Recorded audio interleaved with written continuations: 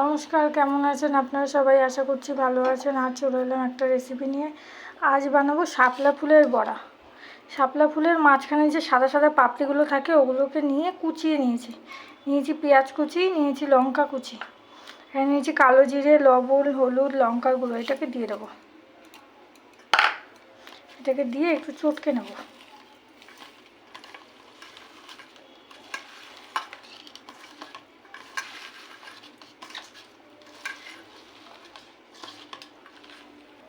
এখানে নিয়েছি বেসন, এই বেসনটাকে দিয়ে এটাকে মাখবো।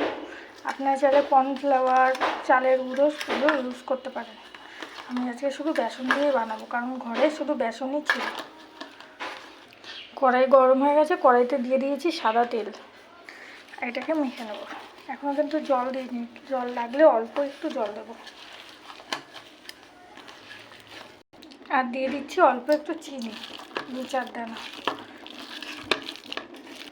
মাখা রেডি। এবার গরম তেলের ওপর বড়ার আকার করে ছেড়ে দেবো।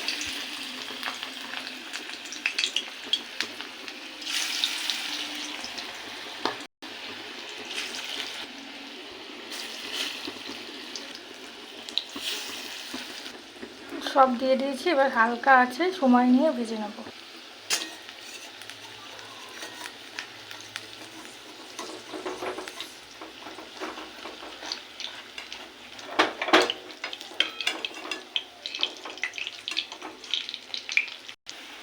বড়াটাকে উল্টে দিয়েছিলাম।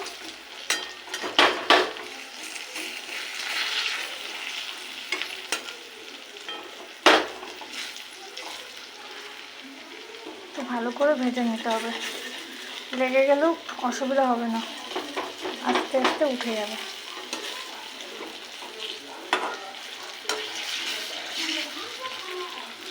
ভাজা হয়ে গেছে, এবার বড়াগুলো তুলে নেব।